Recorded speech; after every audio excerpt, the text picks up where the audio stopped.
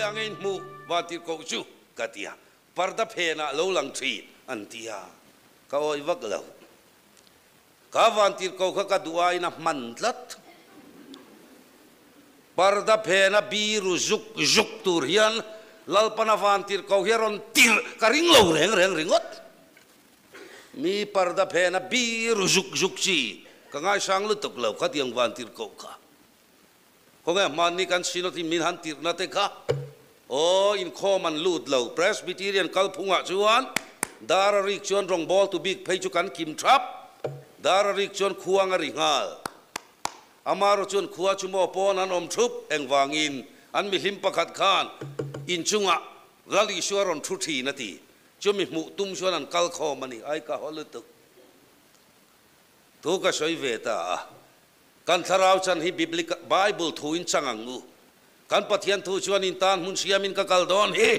in tan mun ka siam zo huna kalau kir lenga kan hena kalang siwati tuna alo la kir lo ala siam zo lo ti na ni nang ni biak in chunga nilum ai mai manan ni lo katia an hopian le tuna hian i duangin lalpa hi che vut selang chuan lali shua aro pui kher lawang cái ní chú cần trông trai tắm về mày ula chú anh ấy đi xua râu bùi đón là va i ui lalpa na ngạc lalpa hemi hi anuin nghe ti sual apain apian tira trangin amita del sa tlat sia juda ho ngai dan chu an tha tu te singa anuin amo apain amo khilan lo ti sual ti na ni mai man thiam em drugs an addict na sana hi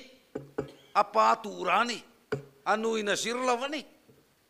antha engamo thil ti sual an omani mai lalpa anuin nge ti sual apain i suwa henan sang ne biai khopa hei ka duwe mani anuin ati sual lawa apa poina ti sual lo kan bel tiang anu te ipona ti sual lo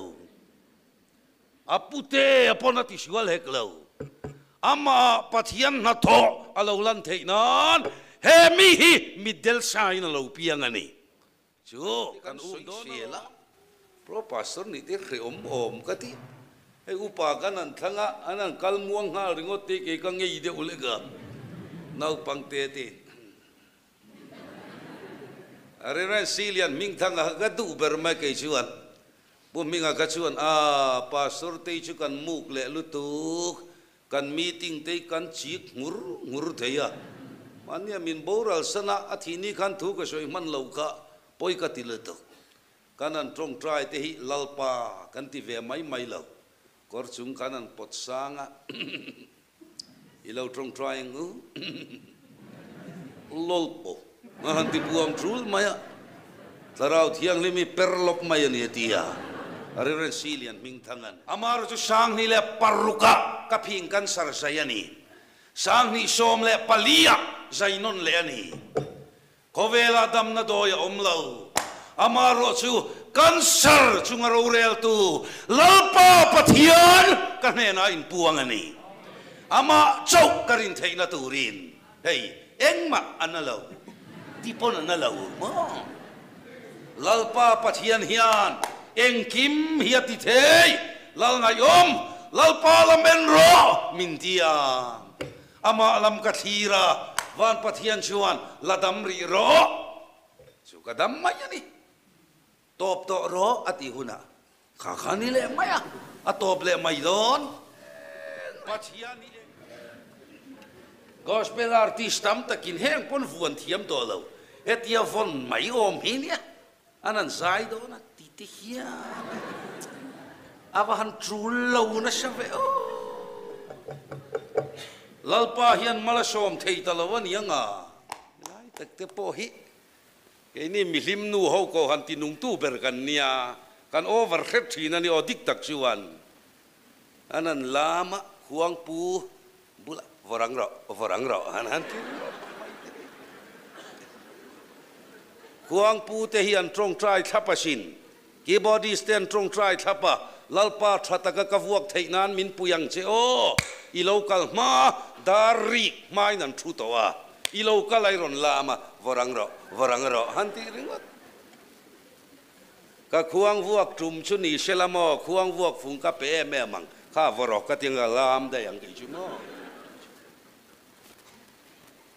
a zoram khim khiman mangan thak ta gani camping campaign crusade kan han ne nu ho wi chon trang ania team ho lam kan han lam lo de wa boruak siam ro boruak kan siam thiam lo ma to ma oxygen siam thei kan om lo wai tu te soi sel na kalai nat el betel speaker te ka or in na thai chi akuta lu ta champaya in lian puya nei an tia mania champaya kan han ke ma ka soi chua ka anu puin trap zoi min lo chi baya ai anu pui phei chu mo ka khongai lu tu khi mo pu minga te in lian pui an ti chu tak ka in te pakhat po tiat lei ne ti khian khi in lian pui champaya nei rong bol tu min soi du dan te hi chung nia revival speaker min han soya thei to pa chuak kan in ti ve a na ban san te in chan chin tha kan ril ve a chuan kan sinotin ti hian min chum zela a to pa ti e chete min pe a chuta lo an nei ten la ti le a ang te mo mission veng biak in puya Reverend Lal Chang Lian soira atia moderator la secretary ten om thup maya soira atia lo male ka tia ka soi ngek mai min pek dan te poi ko hanian an lo thelawa mo ni khata jathum min pathin speaker po jathum a soi ve mi alo po jathum thathum po cham mai la ni sari tho kum thum po chami la ni sari som panga po kalila mi pasari so song chumin pek dan ani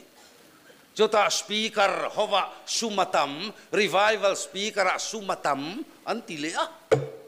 achang le sum en koldan te kan zira hei sum en koldan chu kan thiam